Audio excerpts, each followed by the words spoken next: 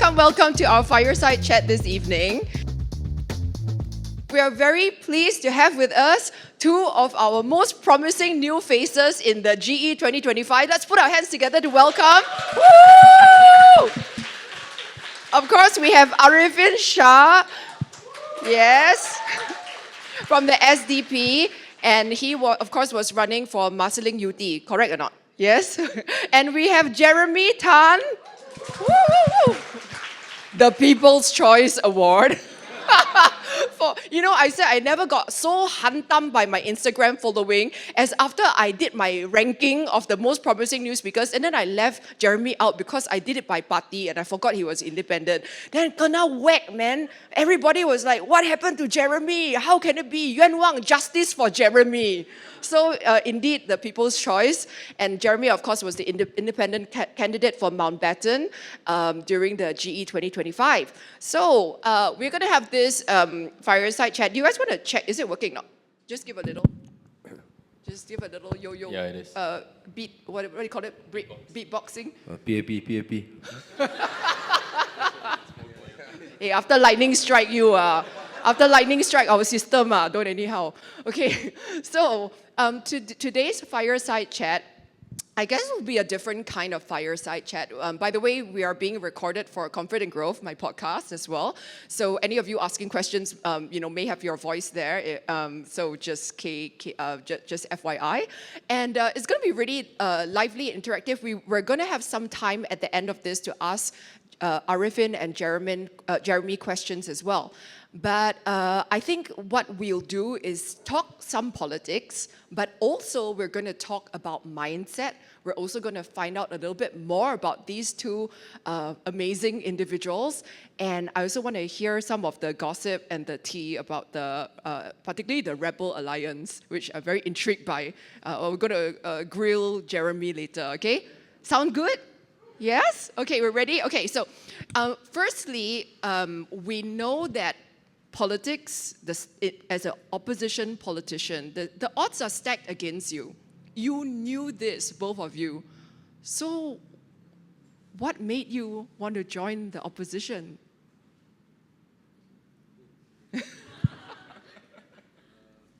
Okay, personally for me, if you see my track record, I've actually quite interested in politics lah. Going all the way back to Han Hui-Hui's rally 10 years ago. I was there lah. So no way. You were at the Triple H rallies. No, I was a heckler lah. So if you guys haven't found the YouTube, just go and find Han Hui-Hui heckler and then you'll find me lah. Okay, that was me.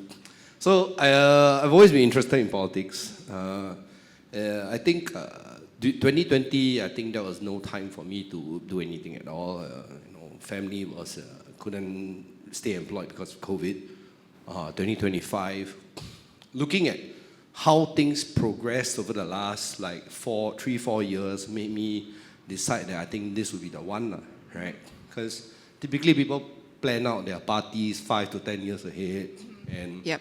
Yeah, but during this election, I saw the multiple issues with just say PAP personnel, Workers' Party personnel, and then seeing the direction and policies, I felt like I thought I had a good chance lah. But like what you said, the odds stacked against us and the odds won lah. So yeah, but wait. So, but what was the point? And I want to also know what was the emotion that drove you to join. Was it like very frustrated, or you felt like I could do better? Like what was the kind of pivotal moment? Okay.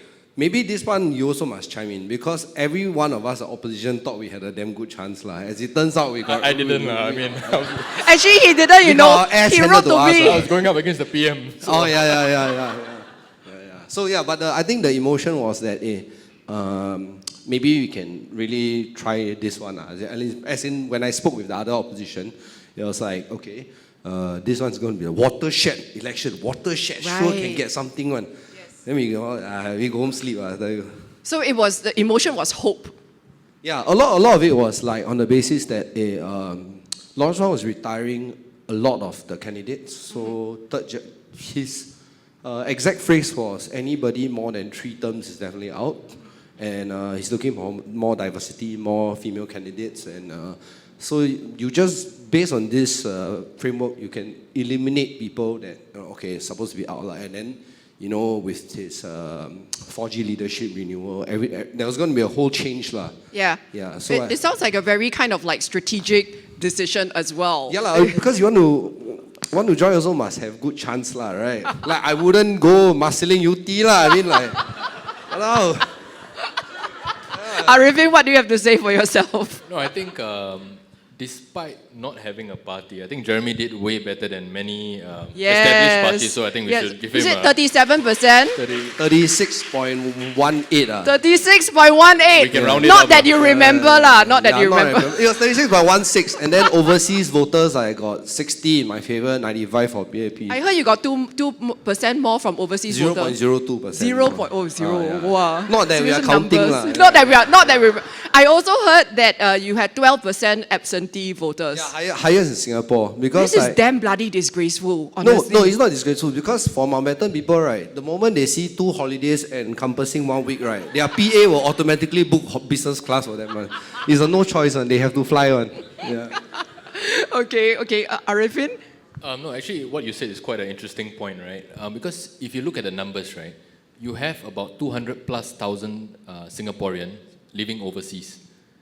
My math is not the best, but that's about 10% of your voting population, right?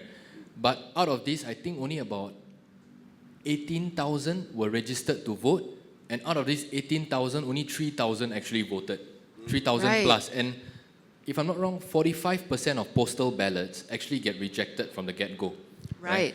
Don't pofma me, I'm just talking to you. Like, I don't have the exact numbers, right? But actually, there's a large number of overseas voters that we are not even tapping on or engaging, right? So it makes me wonder, like, if we actually loosen up the process. I mean, you are Singaporean, right? You are just based overseas. If we loosen up the process a bit, what are the kind of numbers that we will see? Because 10% can swing a lot of areas. Yeah, absolutely. But Ariffin, I want to hear your backstory, because it sounds like Jeremy kind of like weighed up his chances and then decided to go in. But I know from the age you were 16, you've already been interested in politics, right? Yeah, I think it's just, in a sense, a natural progression. Because when I started off, it was in secondary school, I was very unhappy about the streaming process, right? Because at that time, you still got your Express Normal Acad Normal Tech. I don't know whether they still have it now. They do? Oh, I don't. In different way, yeah. So, Because of you. no lah. And then, you had teachers. I came from neighborhood school. This is not a PAP candidate introduction, but I came from neighborhood school. From a humble background. No. Your mother drive taxi also, is it? And then you have teachers telling you like, oh, do you want to end up in ITE and stuff like that? So, then I started writing, blogging. So in a sense, it was a natural progression. For these elections in particular, going into Marsiling UT, I think we knew full well what the challenge was. The odds were stacked against us, right? But I think the whole idea is to use it as a platform to run a clean campaign and to use it to speak up on issues that don't usually get a national platform. Right. Yeah, So when you went to Marsiling UT, what is like the situation like? Is it like, Chee Soon Juan says, okay, you go to Marsiling UT? I don't know whether I can go into that. Okay. Yeah, but basically it's more of like, I mean, we all know, like, I always say like, this round SDP fielded 11 candidates. So our star strikers were Dr. Paul Tambaya, Dr. Chee Soon Juan. Yes. Then the rest of us, basically, we are like a support team, right? So we defend the goalpost, try not to score our own goal. Which which maybe. And Okay, now never mind. Moving on. Yeah. And try to assist. Yeah. So, as in, we know our roles in the team, and I think despite the circumstances, I think we did do our best. Yes. But there were some institutional challenges that, of course, there were things that we could have done better, 100%. But there were some institutional challenges that we figured that, sometimes the hurdle can be a bit tough to cross. Yeah. I mean, personally, I was just saying to Ariffin backstage, I was like, this GRC thing is a bit of a bitch, because like the GRCs are too big. I mean, they can be 3, right, for the purposes of minority race representation and all of that. And I also said to Ariffin that, look, would want to vote for you, but I wouldn't want to vote for Eugene. Yeah, so then when you're put together with Eugene, then it's like leaving the voter in the quandary. And nowadays we can see the voters are actually a lot more discerning. Of course, we have the Rebel Alliance, but I'm going to get to that in a moment. But I think most of the Singaporean voters are quite discerning. Yeah, and I think it shows, like, in the past, there are some people like, no matter what opposition, I will vote, right? Yeah. But if you see that there have been parties who have been purportedly in the game for longer, but they score in their 20s, right? And you have Jeremy in his mid-30s, and I think Daryl did pretty well also in Radin 20-something. So I think people are becoming a lot more discerning. I think if there's a good choice in front of them, they will consider swinging. But if not, they will, stick to the trusted choice. Are both of you going to do any sort of activism about GRCs and gerrymandering? Yeah, I've been on podcasts talking about how I'll be launching a EBRC hackathon. So get people from data scientists, engineers, all to go and look at this. How should electoral boundaries be drawn? I don't think there's one definite answer. So I think the answer lies in the wisdom of the collective. I think many people would want to contribute their ideas. Right. And I'll be meeting Joe Teo, not Josephine Teo, the data scientist that actually did the visualization. That Joe Teo. That Joe Teo, yeah. Not your MP, not your MP. No. Okay. So once I have that conversation, then we'll kick it off, because electoral boundaries should not be drawn by people in power. It's just a very simple thing. Yes. Yeah. I mean, so you're crowdsourcing a solution for this. Yeah, if I ever go to power, I tell you, Mountbatten is going to be 700,000 people, man. I don't care, man. Ariffin, how about for you? Yeah, I think if we go back to the roots of the GRC system, right, it's purportedly to ensure minority representation. So by that same argument, smaller GRCs, if you have more 2-3-man GRCs, which was the case in the late 80s, early 90s, it actually ensures more minority representation. And like some of these things have been talked about a lot. Like for example, in Singapore, right, there are legitimate reasons for boundary changes, when a new estate is built and whatnot. But these estates are not built overnight.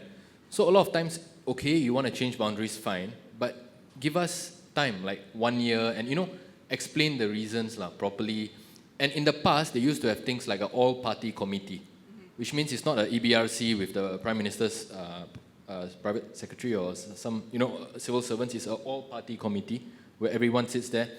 And of course, it goes to the Elections Commission. Like, should it report to the PMO or should it report to, for example, the Chief Justice? Yes. Things like this. So these are things on electoral reform that I think we should be having more conversations about. Yeah, absolutely, 1,000%. I want to ask about the Rebel Alliance because, okay, just for context, I was listening to this Yala Bhat podcast and they clipped this little clip of Jeremy talking about this underground network of rebels that so-called help all the opposition parties. Can you share a little bit more?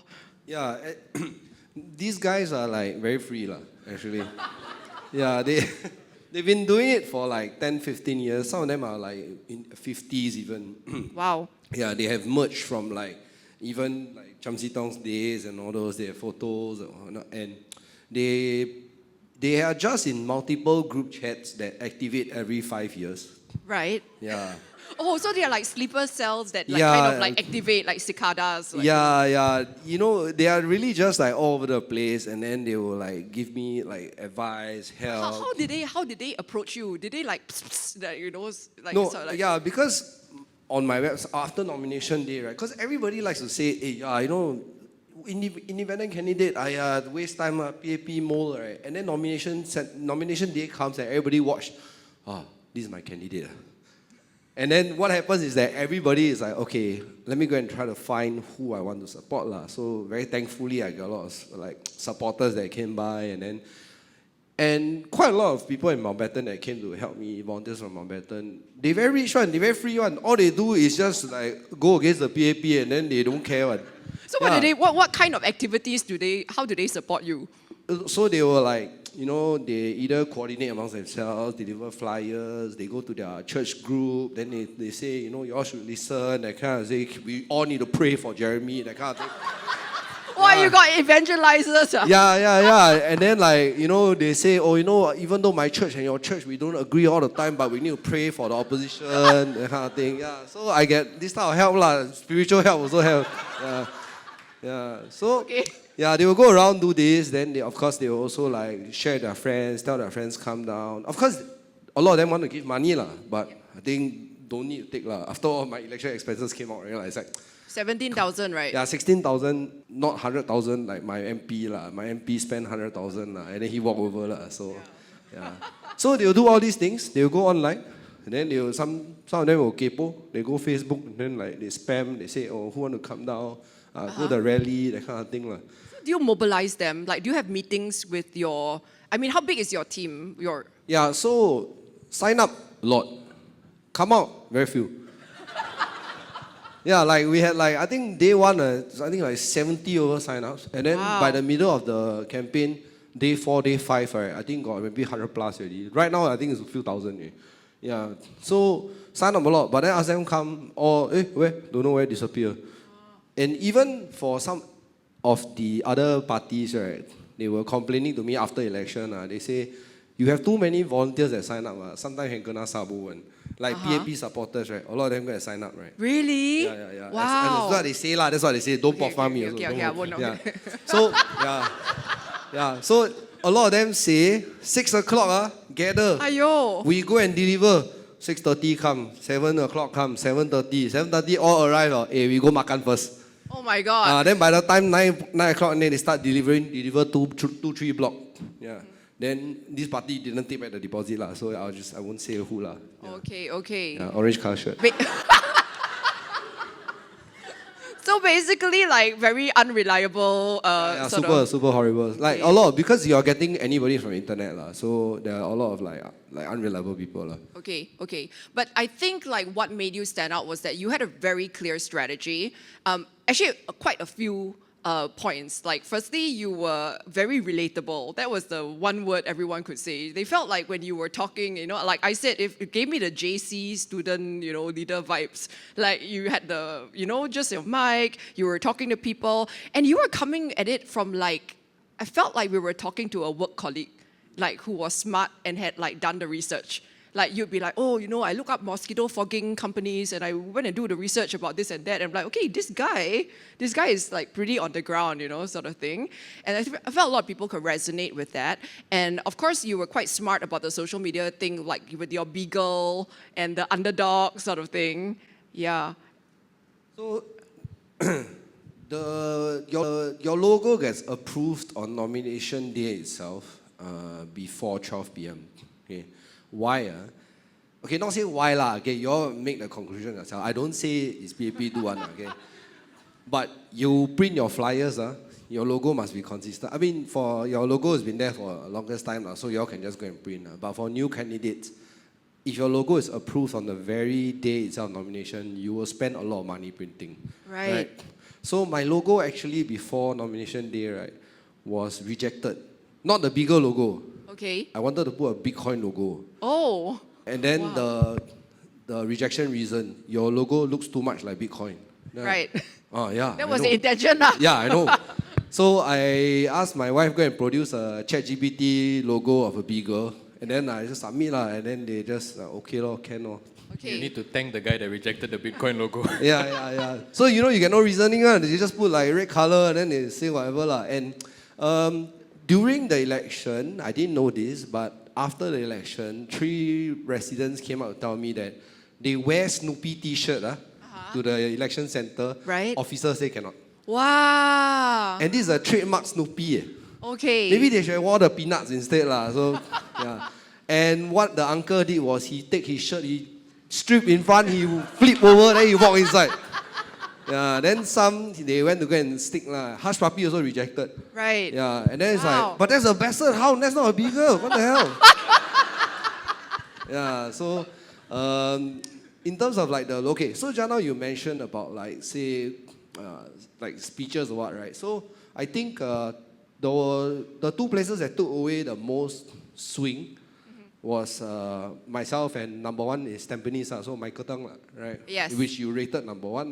Yeah. Yeah. No, Ariffin was number one. Ariffin number one. Michael Teng is number two. Because I said, according to Olympics grade difficulty scoring, Michael Teng was a lot easier the difficulty than Ariffin. I mean, Ariffin got own goal lah, racial slur lah, every damn thing going on lah. Then also got history lah, all kinds of things. And he's, and he has an unsupportive ground, Whereas Worker Party, everything they say also cheer, everything they say also goes, So you're talking to a warm audience. Yeah. So actually with Michael Teng, because for people who didn't know, we were friends back in JC debating lah. So he's 2 years older, my senior. Right. Yeah, and we had one senior accompany him for the political broadcast for the TV series. So Right. they were actually preparing together. One debate senior was preparing together for all the questions online lah. And I think it definitely helped because Michael Teng looks very polished and all that lah. And what Minister Chan told me was, "Walao, we feel Harvard candidate, we are called elitists. Workers' Party feel Harvard candidate, wow, very humble." Yeah. What Minister Chan Chun Sing said? Yeah, he said that to me. He also told that to Michael Teng, so it's quite funny. Yeah. Okay. I didn't know you guys were on the same debate team. Must be damn power debate team. Which school is this? ACJC. Okay. Yeah. Right. Don't go there lah. If you want the, if you no money, don't go there. You got money, please go. If not, you suffer there. Yeah. Okay, but I also want to ask both of you about public speaking because both of you have very, very different styles. Like even though you say that you're you're from the debate team, right? I didn't feel your style was very debatey. Michael Teng's style was like classic debater, and Ariffin's style is like also captain of the debate team kind, But maybe a little bit more. I mean, for you were quite adventurous with the visualization and stuff, right? But like, how did you if you did? Prepare for all these rally speeches? Did you have a coach? Did you do any training? Did you have a particular strategy? Honestly, most of the speeches, if they were written about 3-4 hours before the rally lah. Oh, only 3 to 4 hours? At least in my case. Okay. Some prepare in advance. Yeah. You write yourself? Yeah, I write myself. So and I write bullet points so basically, for GE speeches, there are 2 or 3 types. One is where we're trying to advocate for something, we're trying to push for something, we're trying to educate for something, right? So those are generally easier, Second is sometimes when we have to respond. That means last night PAP said something at the rally, then we respond. Yes. So that one usually comes later. Then the third kind is where you try and have a bit of rah-rah or fun, that sort of thing. Yeah. So generally my speeches are informed by the conversations the night before and the morning. Wow. So the night before, when you go down to the ground, when you speak, and then in the morning when you go for your walkabouts, then people will come up to you and say that, look, this is on my mind, that is on my mind. Like for example, there was a guy who came up to me at UT MRT, and then he said that he was actually surprised that he didn't know that if you vote opposition or whoever you vote for, your community centres or your MRTs will still be there. Oh, Still basically, whatever HDB LTA plan will still continue to. You didn't know about the civil service and the URA and planning and all of so that. Then then these kind of things, it feeds its way into your speeches lah. Yeah. So, but sometimes how you structure it and stuff, and then I think time also is something that we have to keep because you can time your speech, but I don't time my speech. I just go and Google 15-minute speech, how many words, and then because roughly you want to be there, but then sometimes you don't take into account audience interactions or stuff like that. I'm kind of intrigued because I would have thought that all of you at SDP, if it's a party, right, then I can imagine maybe Chee Soon-Juan saying okay, you Ariffin go and talk about this, then you talk about that. There is that also. There is that. There is that. So okay, you have to respond to so and so what he said, and then you focus on this. I mean, there's a broad point. Right. But generally the substance, I mean, there's still a vetting team. but Okay. you have to clear it. Okay, so 3 hours before you are writing the speech, then it goes to the vetting and everything. Yeah, but for me, I don't write full speeches. I just Bullet write points. bullet points and Yeah, stuff like that. I think that's So- the best way. I think that's what makes you so natural. I mean, that is generally how I do it as well. I never write a script. I do the bullet points. But some of your team members, like Suraya, are using teleprompter, right? Yeah. We all have teleprompters. Okay. Except for the lunchtime rally, because in the afternoon sun, teleprompters don't work. I saw your iPad got malfunction. Yeah, so iPad was they had some temperature thing, like it was too hot that day. Yeah. Yeah, so then iPad was like, every once in a while I look down to see what's the next bullet point to make sure that I don't miss. Yes. And the iPad was gone and I was like, oh my God. Yeah, that is why I always say as a public speaking coach, never use iPad because it's damn unreliable. Yeah. So, after a while, pen and paper is the best. Okay, so that is your process. But I'm just really intrigued because it sounds like there's quite a large element of like responsiveness and randomness to it, like based on who you talked to the night before and then like an inspiration striking and all of that. It seems very organic. Yes, and sometimes we do have to tailor it for the audience because the rally audience, we're not. Workers' Party attracts massive crowds. Ours, you can see the crowds slowly growing as the campaign goes along, right? And for example, if you're addressing the CBD rally, you can't exactly have the same talking points because this is a slightly different audience. Yes. So you have to adapt. Okay, Jeremy, I also wanted to ask you, why only one outing for you? Yeah, he said he got teleprompter. I'm very curious to wait for your election expenses declaration. I'm very interested to know how much you'll spend really. But why only one rally? Actually, I was contemplating two, but midway through throughout the cycle, I think like within 9 days, right? By the 5th day, right, all the racial slur come out already. Wow, siao liao. This is going to be a problem, man. Because independent candidate, if I don't do a rally, nobody will remember me. So, Right. Yeah. And then he say, don't use iPad. I think some of you already saw the podcast. Yeah. My phone died, right? Yeah.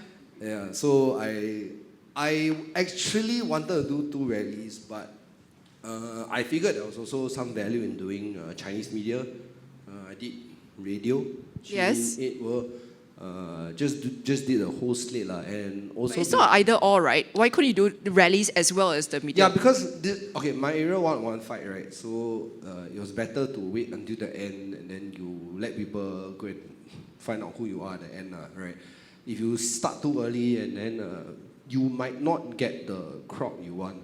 Right. Yeah, because if I started like second day, right, I might get a 200% crowd, right?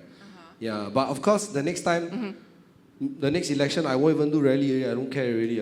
For what? For what? No, the thing is that the way it's planned out also is so much rain, and the weather was terrible for like I think at least 6-7 days of it. Yep. And even Google's forecast said that the 30th was a better day to do, which was Miss Go's rally. And then I went to use some AI models to check. I'm like, no, actually the first is the better. And also branding. I wanted to do Mountbatten May Day. Yeah, so it sounds better. Yeah. And then, based on that, I figured the last day will be the most impactful. And then it's like the weather will be best also. I just decided to do one. And it's very busy. I don't know about you, but yeah, I was climbing stairs, replying Reddit, replying IG, then give flyer, then people ask me why don't rally. You've got 15 days, maybe I do rally. The thing is that like I only found out about you the day of your rally. And I think like a lot of people I spoke to as well, we only knew about you then. And I felt like if you had started a bit earlier, like I don't know, are you allowed to do IG live or some kind of rally like that? Like really go live and talk every day. Like I was wondering why is nobody IG living during this entire period? Because it's kind of like a really great way to get people, the sense of who you are. Yeah, actually the thing is that Singaporeans are very lazy. Only on the day of the election, I hear people come and tell me, hey, this morning I watched your rally, then I can't vote for you. Other than that, I still don't know who you are. Yeah, and that's the day of polling itself, right? So you do IG live, all that, right? Maybe it works, but I don't know. Next one, I think probably do more podcasts, all that. Yeah. I think I was the only candidate that individual one that used TikTok. Yes. Yeah, we managed our own TikTok. So the rest of them, they didn't really use TikTok. I feel the thing for you might have been collabs. because actually both of you, because like when you talk to creators who have already, whatever, like 500,000, 1 million, a few 100,000, then like every time you collab with them, you're also getting in front of their audience, and their audience probably, if their vibe is your vibe, will kind of like vibe. So like my whole audience was like vibing with you guys. And like a lot of them were saying that, oh, I didn't know who you were, but because of the coverage and not that I had anything to do with elections, but I'm just saying that I just thought that was a really interesting strategy that not a lot of politicians were doing, where they, I think PAP was the only one that was going out and kind of like doing things with so-called celebrities and things like that. Right. I think for the PAP, they have this kind of, they're very well embedded amongst the influencers and stuff like that, Yep. And they have a lot of contracts, like, and a lot of times, I think not many influencers create organic content about things like this. Right. So a lot of times it's the budget that speaks. Okay, interesting. I want to ask both of you about authenticity. How authentic can you be as a politician? I feel like both of you are quite authentic people, and like if you do go into politics, there's an element of having to has there ever been a situation where you felt like, okay, this isn't really what I want to say or want to stand for, but I feel that because of strategy or other kind of tactical elements, like I have to kind of downplay that? Actually, from a branding standpoint, before I went to this election, I considered writing very serious stuff on the website. But halfway through, I just kept giggling to myself. So I decided, man, F this shit lah. I'm just going to go with my real personality. Because like I just couldn't keep a straight face while writing about politics. I don't know how you do it lah, but like halfway through, I just keep laughing. Then I need to go and criticize. Then on my website, I write voucher wrong. Then I type some more. Then I'm just like, okay, never mind. All the way lah. I think the most important thing is you don't mid-curve your appearance in anything. Right. Like, don't ever mid-curve anything. Yeah. Change it lah. Change it, suddenly change your branding lah. Yeah, no, yeah, as in, don't be a bit of everybody, because then you'll just be trash. Nobody will remember you, right? Like he went with very strong, like back to like the old, like the politics that you can feel like if this was in the 60s and 70s, his speech would work, right? Yeah. Yeah. Mine wouldn't work in the 70s and 80s. So I just went straight up. I went all right curve. I'm already talking about Bitcoin, so why not? Just go all the way and be like that. And I didn't want to be like, bend over for other types of motives or like politics or anything like that. I just went all the way. Then let's just see how it goes. And most people get a good laugh. Yeah, but you produced the best result for independent candidate in 52 years, was it? 53, yeah, but the last guy was an ex-PAP guy. He became independent after PAP, so cheat. Yeah, so really probably the best result of a non-PAP linked candidate. Yeah, so obviously people resonated with that DGAF sort of like vibe.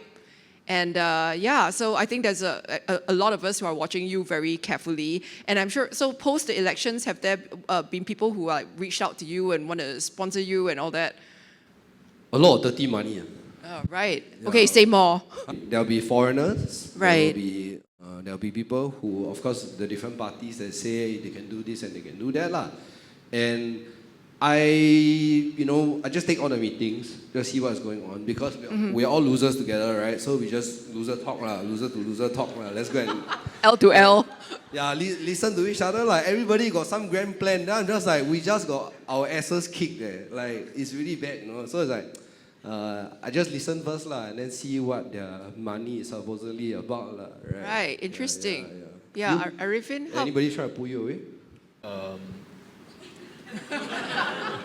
PAP. No. That ship has sailed. I think especially for Jeremy, right? One thing I really liked was your last rally when it really looked like a damn good stand-up comedy roast. Like I would pay good money to watch that. Yeah. Because It was had like, that vibe. guys, I'm not gonna go hard, but since y'all went hard, don't blame me. And then you just went whack, I thought that man. was damn good, man. Yeah. And I think that we do learn a bit of lessons along the way and of what works. But I think, as for me, Okay, firstly, I don't consider myself a politician. Nowhere close. I think like you want to call yourself a politician. Bro, everybody considers you a politician. No, Yeah. no. I think if we want to be politicians, I think we probably need to get somewhere closer to your results, lah. Activist/politician. Yeah, I mean, but in a sense, like, I feel it's quite consistent with the things I've been speaking about 8-10 years ago. So it's, yeah, of course, with more research and stuff like that. But I think generally I've been fairly consistent. Yeah, but how about like the apology when you had to, stand on stage and give your reaction towards there? Like, did you feel like what you could be like totally yourself and just be like in that moment? Did you feel psychologically safe to do that with that whole audience in front of you? Right. That was quite interesting because that was a speech I wasn't intending to give. Yeah. Right? Yes. Yeah, so like that one, I think I had to write it like an hour or 2 hours before, like. Yes. And I wanted to do justice to the thing because I think many people, regardless of politics and all this aside, I think many people needed some space and articulation of why we felt that was wrong. Yes. Yeah. So that was a bit tricky for me. I think, given the circumstances and all. Yeah, so that was a bit more difficult than your usual rally speeches. Yeah, I really felt that you dropped into your authentic core. Right. Like, I mean, in personal growth, sometimes we say like, the person drops. Like, you just kind of like drop into, this is your essence, this is who you are. And you're like, fuck everyone lah, you're just gonna do you sort of thing. And I felt like both of you actually had that, where like both of you, I felt, performed so well because you both knew how to drop into who you were and own it. Like even what he said, right? Being able to pivot midway while you're distributing flyers, you're doing media, and then suddenly your speech, you can address this, right? Because there's been an undercurrent of, like, for example, casual racism and even sometimes competitive racism, right? So that particular topic that you addressed midway through, right, just vindicated what many people are saying for years. Yes, right? absolutely. And the fact that you were able to use election to cover that topic, I think was a very pivotal moment in Singapore, because we always presume that the CMIO works, the EIP works. Yes.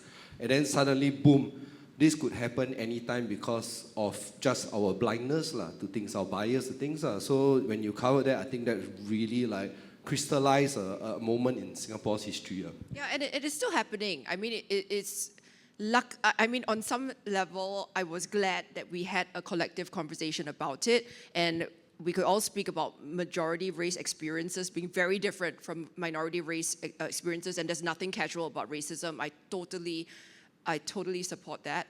But it's still happening. Like, for example, just give you an example, very recent, I'm sure both of you saw the LinkedIn fake Piyush Gupta incident, right?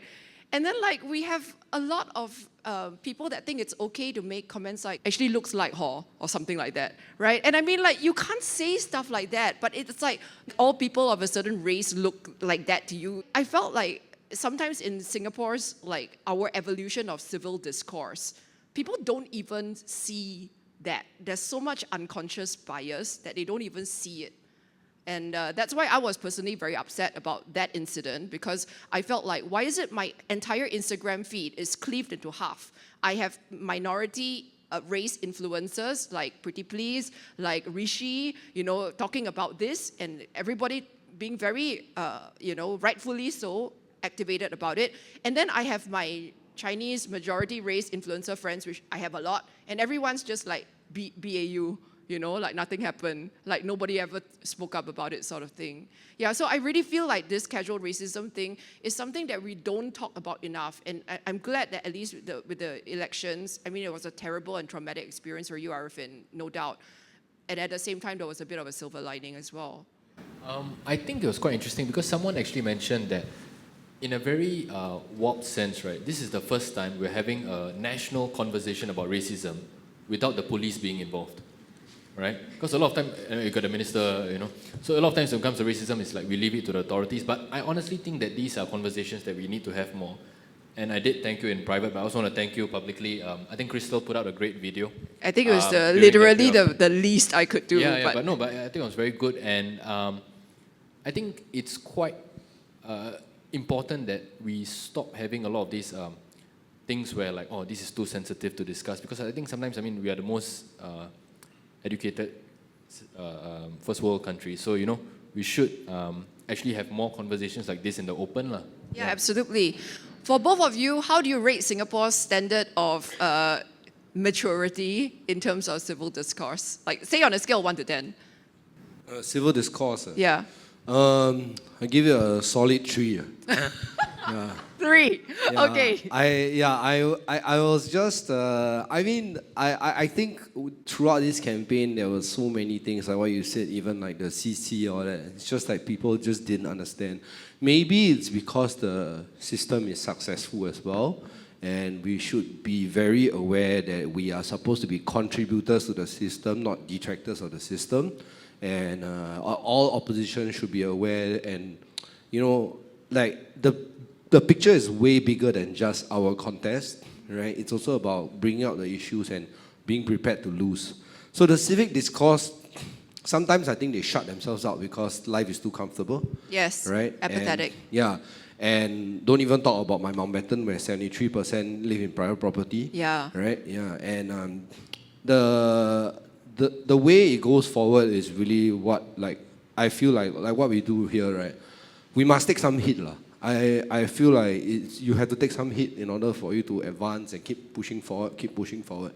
And the way I told the PAP, even on day one nomination center, I said, this issue is not a red, white, blue party issue, it's a Singaporean issue, we need to work together. So 3, civil discourse 3. But if I win the next election, 7, of course it's 7, it's definitely 8. So no problem. Yeah.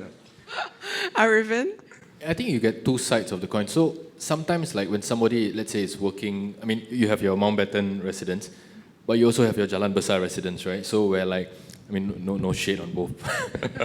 So in a sense where like, I think a lot of times when you're just working so hard and whatnot, you may not have time or capacity to even think about these issues, right? It's like Maslow's hierarchy of needs. Yeah, and sometimes the system is designed as such, like where political awareness, education is not so high. So I mean, let's take this example of, which I think a lot of people have been talking about, the $1 deals, right? I don't think you have much of that in Mountbatten, but we had a lot. Do you? No, we didn't have $1, but we had the eggs. Right. Yeah. So, I mean, $1 deals were very big in Bukit Panjang, in Marsiling, and whatnot. So, to understand this, and this is like literally bread and butter politics, like $1 breakfast, literally bread and butter, right? So, these are the things that we are going up against, and the psyche of the voter, and there is some rough voting patterns depending on the housing type, you know? So, these are things that we have to recognize, we have to address, and we have to tailor our messages.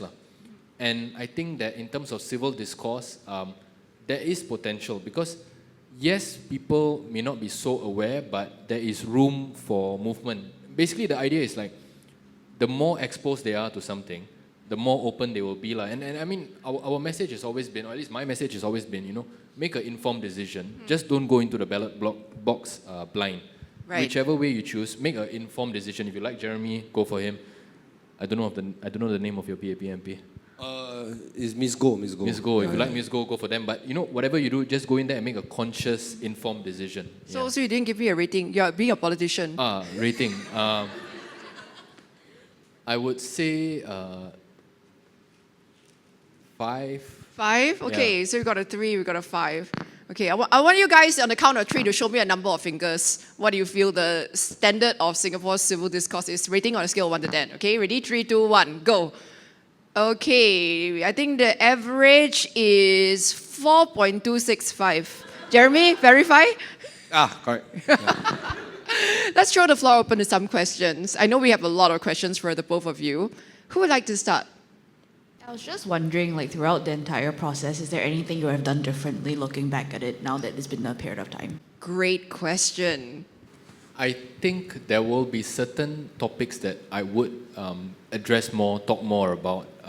Of course, on hindsight, I think perhaps the things like the $1 deals and stuff like that. Because a lot of times is after the elections, we do our after-action review internally with the public, with academic stuff like that. So then you do learn a few things. Overall, I don't think I would do much differently because, you know, the odds were there. We were not expecting to win, but I think as a party, I mean, as a campaign, perhaps we would have addressed certain things a bit more. Yeah. Yeah, Jeremy? I would have tried to sell the T-shirts after my speech instead of before my speech. Before that, we were trying to give away and people didn't want any of it. And then after, it's just people just want too much of it. No, but I think with this campaign, it really taught me that Singapore voters they are a new breed of voters really.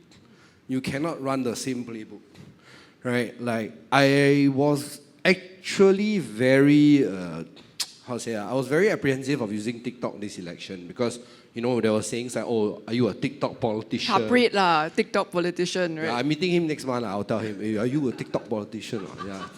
Yeah, but I think it's like, you cannot avoid it because people, like what you said, they're so busy. They're not going to be able to listen your stupid, like 1 hour, then 1 hour casual racism, fight each other kind of thing, no. So, if you can cut the clips and all those things and do it fast, I think much better. And probably do it earlier, but yeah.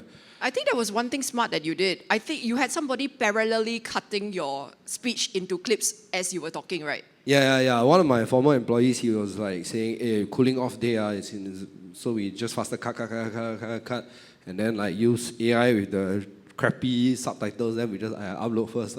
Because then you let the algorithm do the work for you, because the virality will just keep pushing you and pushing you. Yeah, because you were the first one. Because I was like watching, switching between everyone, and I was like, how come this guy got real out already? Yeah, so you were the forerunner. Yeah. So I think even I didn't use TikTok in my personal life, except for this election. I generally just don't use TikTok, right? So, but for this election, then I realized that, wow, cannot waste votes. So I got 7,000 plus votes, right? But imagine I don't use TikTok, then maybe even 3,000 plus is possible. Yeah. Yeah. So okay, so the question was like, any regrets? Just like, but I want to flip it also, like, what is one thing that you felt was damn smart that you did? Or like, that you're proud of? There's the best move that you did in the campaign. It's okay to be Haolian, it's a safe space here. I think the one thing I sort of liked was there was a day where we had a lunchtime rally and a night rally. UOB, right? Yeah, UOB lunchtime, and then after that we had a Rice Media interview and stuff like that. So the honest truth is that I didn't have time to write a speech, right? So we were on our way there, and then like we were like, alamak, how, you know? So I just turned it into like a voter education thing about why your vote is secret. Oh yeah, I saw that. Yeah. And then we did something about reading the lyrics of a song, a National Day song together. I think it was We Will Get There. Because actually the song lyrics quite garang one, if you go and listen. So, and then it was quite funny because some people view it as a protest against the rally laws, the rally regulations, because you're not allowed to sing and stuff like that. And then, so that was a bit of on the fly moment, but I thought that was picked up. I mean, the reception was not too bad, so I thought. Yeah. I think those moments are also why, not that my scoring very, very technical or something, but what was why I really admired your performance, because you dared to be creative. The reading of the lyrics of the song, getting the crowd to participate, visualization exercise, and like a lot of things that were like, look very genuinely unscripted. Like, I felt like, wow, that's really showing us who you are, lah. Yeah. Jeremy, how about for you? I don't regret leaning deep into my personality. Because I've been like that my whole life. I have a secondary school friend sitting here. He's going to tell you that we're primary school friends. So we know each other our whole lives. And he would be able to tell you I was like that as a child also. That's the best compliment, isn't it? Yeah. As in, there was no other way to behave. I feel like if sooner or later somebody will try to out you and say nasty things about you, say, hey, he's not like that.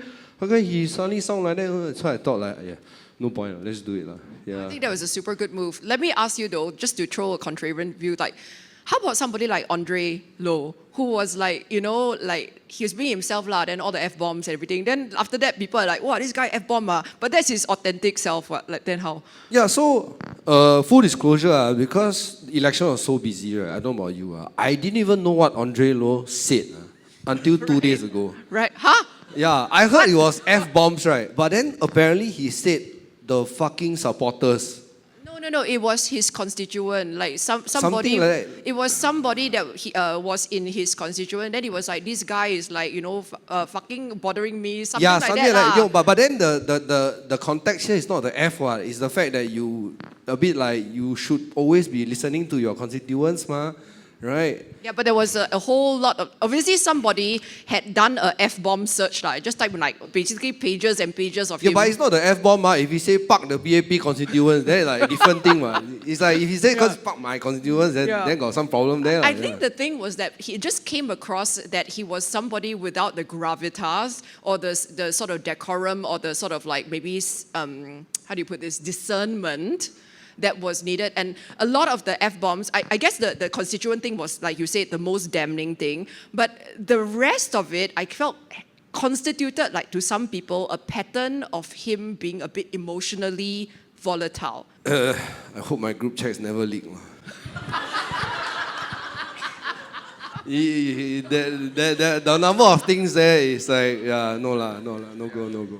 Yeah, and I mean, I'm kind of with you because like I hear a lot from my followers as well, and I am somebody who regularly drops F-bombs, and I'm like that lah. And I mean, like, if you're going to do a search for all of us, I think for most of people at the worst of you, and just kind of selectively edit that, then of course it comes across as a certain way. But then at the same time, being older now, I'm 46, like this year, and like kind of like every year I kind of learn that, yeah, you gotta actually, yes, you want to be authentic, but you also got to be careful. You can't be doing this kind of one-on-one chat to you like Jeremy, I will F-bomb for sure. No. The group chat is different, right? So it's not about group chat, not. You must be consistent. You F-bomb, you must F a lot. You cannot a bit here and there. And everybody also you F. Yeah. If you pretend a bit, then it's like everybody know you talk out already, seriously. Yeah. So everybody also you must F. Yeah. Ariffin, what's your take on this? I hope my chats with Jeremy don't leak. This will be the deep human in jail VIP club. Yeah, but I think it's honestly, let's call it what it is. I think it was a bit of a smear attack. Because I think at that time, it was a smear attack. A lot of times they do dig up things from your past. Yes. And I don't think it's reflective of what Andre is. Because sometimes we all have our moments. Yes. And I think he took responsibility for it very fast. Okay, wait. But I double click on this part. Personally, I kind of felt that is a very interesting thing because both Ng Chee Meng as well as Andre had so-called scandals that erupted somewhere towards the end during whatever cooling off day. Now, when Andre's F-bomb thing leaked, he immediately came out, like within hours, next morning, he immediately came out, apologized, owned that it was him, and then did the sort of gentlemanly thing.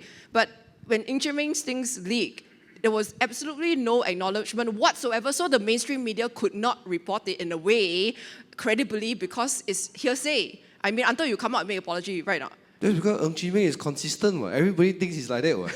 Right? So you won't go and see Ng Chee Meng like, wow, what a person. I didn't imagine you. Everybody saw it like, yeah, that's Ng Chee Meng. That's what Ng Chee Meng will do. Really? Yeah. I think a lot of people don't know who is Ng Chee Meng, to be honest. I think maybe because you guys are politicians or whatever, but the person on the street, like you said, the average person in Singapore who's very apathetic, doesn't care about stuff, right? Oh, okay, because Andre came out immediately to take ownership. Therefore, there was a lot of media coverage about this guy and all of that. But Ng Chee Meng didn't come out until after he got in. Then he said, oh yeah, that was me in the photo, yada.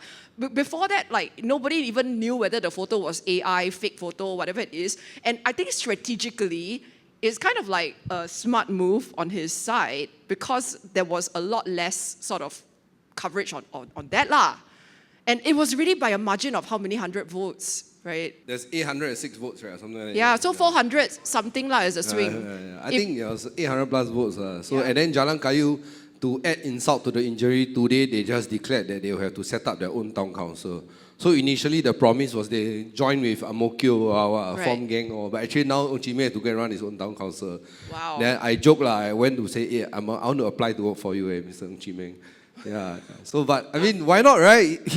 If one guy and he's a NTUC guy, he can run his town council, then I don't want to hear next election people say, one man can you run town council? If Ng Chee Meng can run the town council, anybody can run the town council. Hey, you're very busy, because I thought you were applying for NCMP as well. NMP. NMP, yeah. No lah, I have to, I'm applying for NMP. You can't because you're a party. You already joined a party already. Either way, I can't. Okay. All right, questions? Yeah, so actually the discussion on the Andre Lo incident made me wonder, right, is it possible for you to still have a private persona that's accessible only to your friends and family, now that you're now in the political spotlight? And I'm wondering because, like, whatever you think of Andre Lo's remarks, right, he did it thinking that it was a private safe space that he could rent to. And I feel like if you as a politician have to be so, like, on alert all the time, right? I think it's very mentally tiring to have to put up a tactical front all the time. So I wonder how you will navigate that. I think at least from my side, right, because I deal with advising C-suites all the time. And the fact is that every CEO has to do that. Every person in senior leadership knows that you must, even in your personal life, present a certain elder statesperson sort of persona. And that's just how it is in the corporate world. My philosophy is like, I want people not to be distracted from my message. I want my message to be the thing that everyone listens to. And I don't want them to focus on my tattoos or my swearing or like this or that if it actually is distracting from the message. And I think generally in the corporate world, that's the view, which is like, whatever it is you are, how you appear, has to be in service to the message. But that's just me, I'm a corporate goon after all. So you guys. It's mentally tiring if you're a closet racist, bigot, and a misogynist, okay? It's not if you are just like that, I mean, we all grew up with watching like South Park and all those, like, like if somebody go and pull my 9-year-old me talking about this and that, I'm just like, whatever, no need to run already. But I think with this election also, I made a conscientious decision to fully lean into like just how Singaporeans sound, because if not, I think next time election, that is the problem, right? Because people would not want to come out and join politics, right? Knowing that this is the biggest cost. It is not the going out there, running, or opposition or PAP. It is the private life issue, right? So for people who are, inspired to run, right, faster release chat today first. Okay, release everything first. Want to say everything, say finish first. Okay? Next time I say, 5 years ago, Jeremy Tan tell me to be a racist. Yeah. Ariffin? I think it's something that I also struggle with sometimes, because sometimes in your private chat, like let's say after your football club loses a game or something like that, so you do like... Manchester United, right? Unfortunately. So things like that, then... And I think you're right. Probably Andre's that chat was friends, fellow volunteers, and stuff like that. So these are some things that I hope people can see, and I think we hope you can see beyond the F-bombs and stuff like that. I mean, is this really reflective of someone's character? Absolutely. I have a question on branding. I think from what we've seen from the Workers' Party, their brand is so strong, and we've seen it in Tampines and in Pongos. They went in and they could get all the swing votes. So my question is, will, like, Jeremy as an independent, what kind of a personal brand will be bringing forward? And Ariffin, as a member of the SDP, will you be able to bring forth your own personal brand so that you are able to be more identifiable and relatable to fellow Singaporeans? We have another 5 years to go before the next G. I think we do have some time. Personally, I cannot pivot back to corporate branding already. I think I forget it, right? So, but probably in the future, if we ever get into, like, say, political debates, then I'll put on a more serious side. If it's going against PAP or like corporation talk and all these things. But I think it's the evolution of the brand. It should not. I generally see branding as like you are selling the emotion, which is that what people, when they vote for me, they're voting for that. Look, this is a person I want to speak to. So the emotion is really connection. I'm not selling my ideas or whatever. Some of them told me they watched the rally and then they didn't even go to my site. They don't even read the policies. They don't care. So it's it's evidence that they are buying the emotional connection. They're not buying any of the shit I say online. I can probably write some nonsense like, give everybody free money for this and that, and then put on my website somewhere. Also, nobody will see it, I tell you. Yeah. So the evolution will have to be the emotional connection going forward. Yep. Yeah, I think this personal brand thing is something I'm honestly very new to. Like, I actually didn't create a public Instagram it was all like, I just made my current Instagram, my private Instagram public, right? Probably not the best move. I think if you scroll far enough. Yeah, but I think that, like, for WP, they have extremely strong branding and it's consistent. So I say that, like, any person in a blue shirt, I think you are guaranteed about 40% at the minimum, right? But sometimes, like, I think in politics, people do recognize brands, and people do also recognize, like, for example, Jeremy had no party branding or backing, but he did way better than many of the smaller parties who have been around for longer, right? So I think this is something that we are still trying to navigate. As for SDP, of course, the most recognizable faces are Dr. Chi and Dr. Paul, right?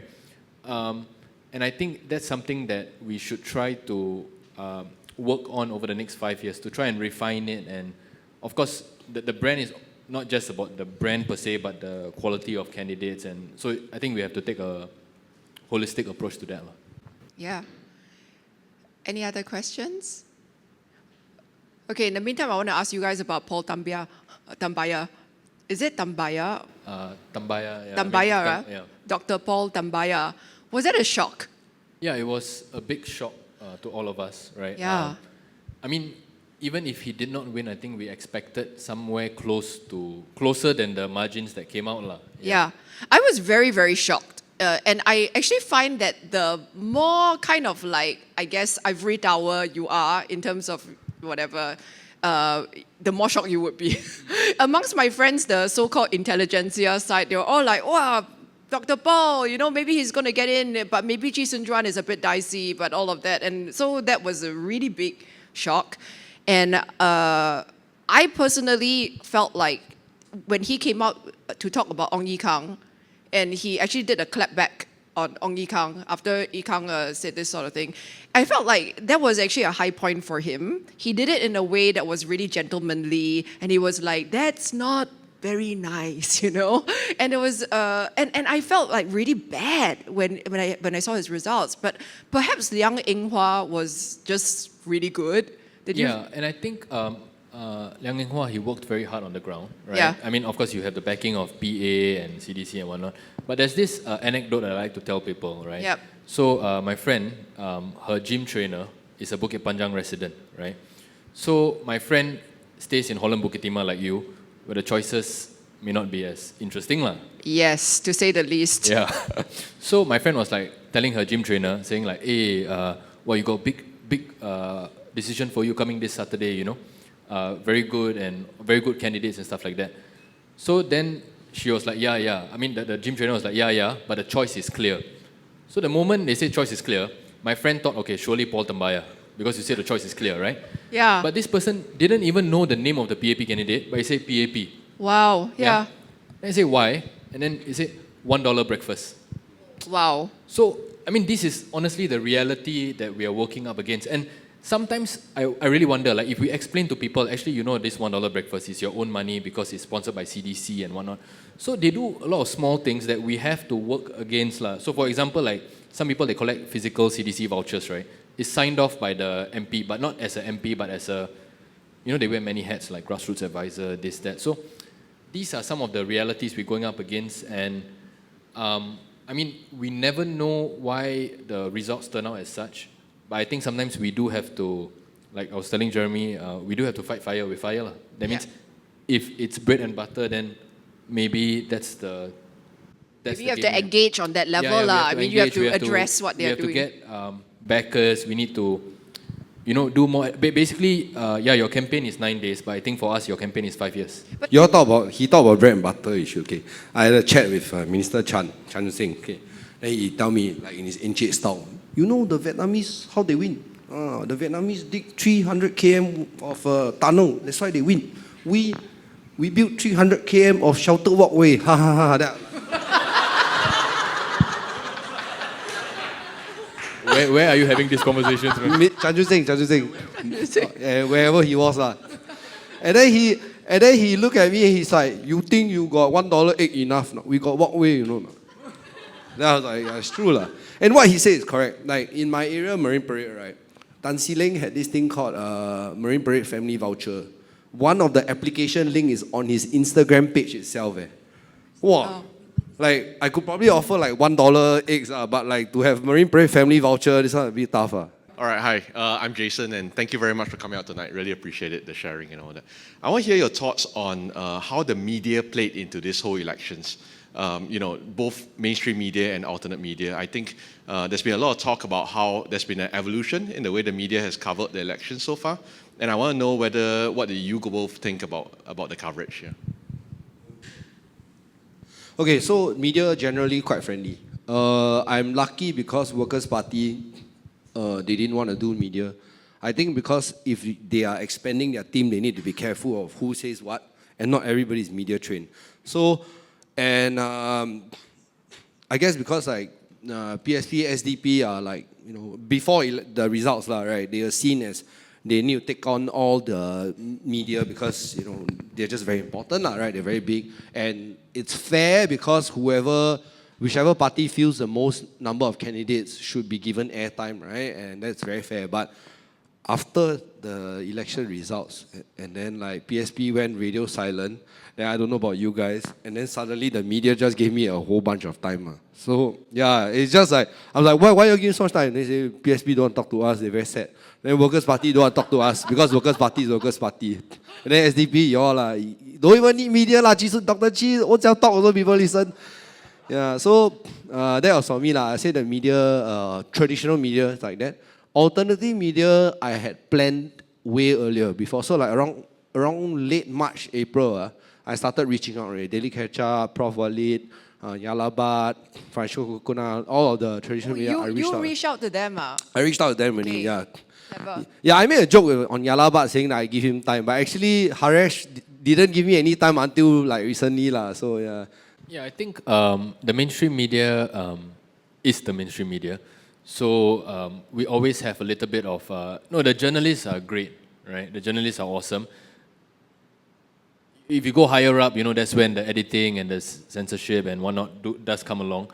But that's the reality we have to deal with, right? So when you do your speeches, you should, in a sense, plan in advance which are the areas you want. Like for me, I like to imagine the headline based on your speech, right? And you try to think about what are the things that you want to go viral on TikTok. But I mean, of course, it's a dynamic process, but you do think that, okay, if you're going to cut out anything, cut out this part, So you give them a soundbite, you try to have something in there. You try to have sound bites, you try to have, you think of the headline that they want, and sometimes the headline does come out and then wow, okay, not bad, Okay.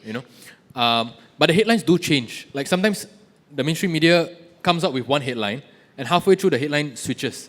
Yes, yes. I see think that they call quite a it lot. AB, beta, I don't know what they call it, but I don't understand it, right? No, but sometimes there's a directive. Yeah, There's yeah. a directive that please take this out or drown it or whatever, Yeah, but I was very interested in social media, and I think TikTok is really something that levels the playing field, because it's not just about how you have fancy cameras and a good setup. Some guy just takes out his phone and then starts talking and whatever. That can do as well, or if not way better.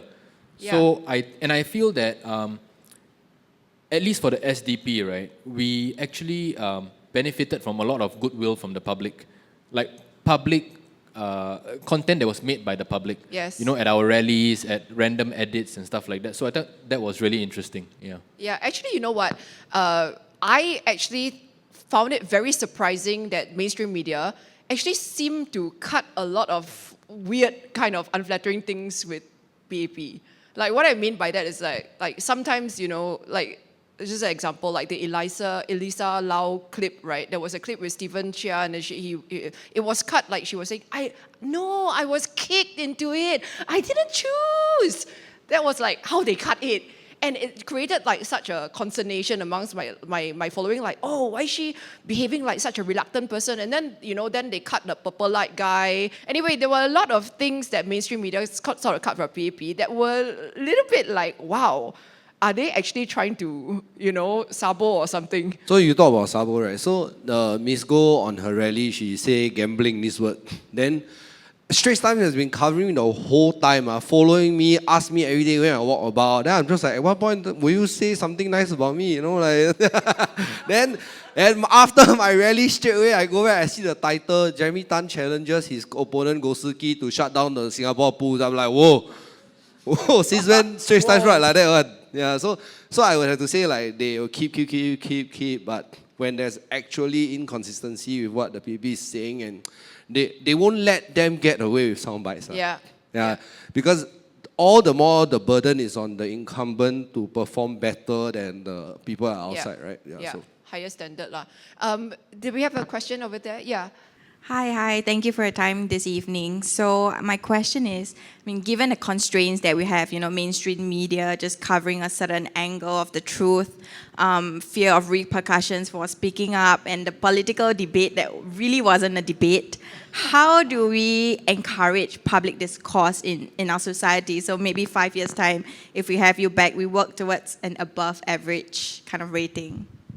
Okay, so I think most importantly is that people start small and test their audience first. As with any business, I believe there are business owners here, agencies. You test your audience, test your product. Don't try to shove your personality down people's throats. And I give you an example. Okay, at the start of the campaign trail, right, I was all about like Bitcoin. Then everybody was like, what the f is this guy talking about, bro?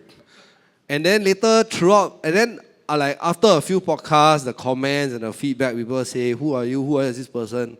Then I just throw all the other stuff forward, right? Because then I start to see that the performance of clips get better, comments get better, more people want to cover me, and then by the time the rally came around, I just fully lean in on personality already. So at the start, I was trying to sound like some intellectual, Singapore needs to do it. And everybody like, this guy was talking rubbish, this guy. Yeah. So then later on, I'm just like, that guy talking rubbish. Yeah. So it really made you stand out lah. So it's super smart because nobody else was doing that lah. No, must. As in the PAP cannot pivot, right? Because people are like, wow, this guy snakes or what. Yeah, but for me, it's like nobody knows who I am. So I still got a bit of chance to move on. So you talk about discourse in the future, right? Don't start with an issue, then get people to say what you all feel, then discuss, listen. No. Well, I guess because I was listening to all of the comments, then I start to understand how to change. Ariffin? I think a lot of us do have issues that we care about innately, right? I think one thing that's been in the news quite recently is like, for example, animal abuse. Oh yeah. So a lot of times, I think we think of politics as something very esoteric, something very external, but even making laws harsher for animal abuse, right, is politics. So a lot of times when you do have these conversations publicly, be it you put out a post on Facebook or Instagram or LinkedIn, I'm not too familiar with LinkedIn, but just start the discourse and get friends talking, I think the whole idea is to take the fear or take the politics out of it. So just if you have an issue, even as business owners like rental or whatnot, just address the issue directly and just have open conversations about it. I think that is necessary. The politics can come later, So it's a bit like politics is civil discourse is just having an opinion about things that people care about. Yeah, I think, okay, for me, if you ask me, everything is political, from the price of food to, this conversation is overtly political, but there are a lot of things that you may not think that is affected by politics, but actually is very innately affected by politics. Yeah. So, and that's something that I actually feel. I feel that the fear factor is slowly dissipating. I genuinely feel that, for the past 10 years, right, people vote for PAP is not because they fear or anything. Because people genuinely think that, look, you give me these options, I will choose this option, right? So I think this whole PAP opposition thing is not, you can't have a false dichotomy of hope and fear. I think people do have open conversations, but sometimes the open conversations lead them to leaning one way over the other, and that's fine, yeah.